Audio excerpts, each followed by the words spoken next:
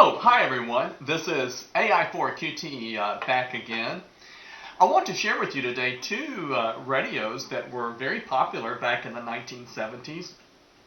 Both of these radios were sold nationwide by Radio Shack. This radio is the Realistic Astronaut 8, and this is the fantastic Realistic DX-160. The first shortwave radio that I acquired commercially was this one. Before that time, I was using a post-war Holocrafter, which is another story all by itself.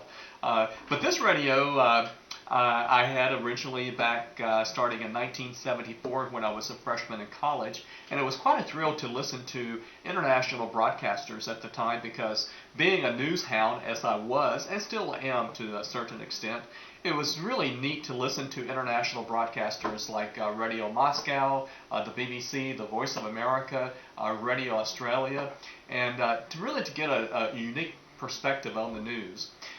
This radio has 8 bands. AM typically was used on radios, obviously at that time. FM, Marine band, a couple of VHF bands, and so forth. And this radio, on a scale of 9 to 10, I mean, it's definitely a 9.5 plus. I mean, it is almost mint condition. It has been used, you can tell, a little bit, but overall it is just a superb specimen of this radio from 1974 circa time frame there. The antenna is intact, it's vertically, there's no kinks or bends in the antenna. The display cover, or actually it has a world map that you can see the different time zones and so forth. Excellent condition. In just a few moments I will post a video showing how well this radio does work. Alright, this is the DX-160, as I was mentioning to you. There were many hours I spent listening to all kinds of shortwave broadcasts on this radio. This radio was purchased for me, or one like this, from my dad. He gave it to me because he could see that I was so into shortwave listening.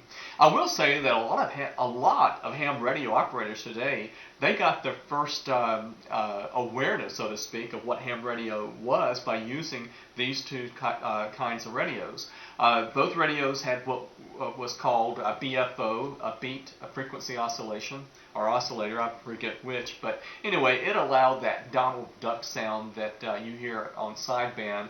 It would put a upper sideband or a lower sideband, the other half, so you could actually hear normal speech. And I know that these radios were the first that I used to actually listen to ham operators.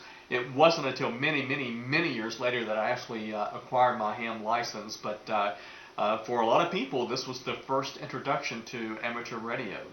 And I will also be posting a video on how well this particular radio does work as well. Well, until next time, enjoy and hope to catch you on the air. AI4QT 73.